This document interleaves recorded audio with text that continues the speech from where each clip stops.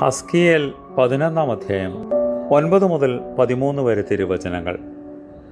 ബാരക്കുമോർ, ഞാൻ നിങ്ങളെ അതിൻ്റെ നടുവിൽ നിന്ന് പുറത്താക്കി അന്യന്മാരുടെ കയ്യിൽ ഏൽപ്പിച്ച് നിങ്ങളുടെ ഇടയിൽ ശിക്ഷാവിധി നടത്തും. നിങ്ങൾ വാളാൽ വീഴും.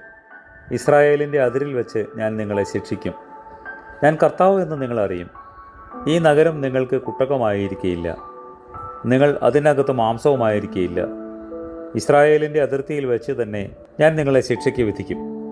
എൻ്റെ കൽപ്പനകൾ ആചരിക്കുകയോ എൻ്റെ ന്യായങ്ങളെ ആദരിക്കുകയോ ചെയ്യാതെ ചുറ്റുമുള്ള വിജാതീയ ന്യായങ്ങൾ അനുസരിച്ച് നടന്ന നിങ്ങൾ ഞാൻ ദൈവമെന്നറിയും. ഞാൻ പ്രവചിച്ചുകൊണ്ടിരിക്കുമ്പോൾ തന്നെ ബെനയായുടെ മകനായ പെലത്യ മരിച്ചു. അപ്പോൾ ഞാൻ കവിണു വീണു, ഉറക്കെ നിലവിളിച്ചു, കർത്താവേ, ഇസ്രായേലിൽ ശേഷിപ്പുള്ളവരെ നീ അശേഷം നശിപ്പിക്കുമോ എന്ന് പറഞ്ഞു. ഞങ്ങളുടെ നാഥനായ കർത്താവേ, ഞങ്ങളുടെ സഹായത്തിന് നീ വരണമേ. ഞങ്ങളുടെ അപേക്ഷ കേട്ട് ഞങ്ങളുടെ ആത്മാക്കളുടെ മേൽ കരുണ ചെയ്യണമേ. ആമേൻ.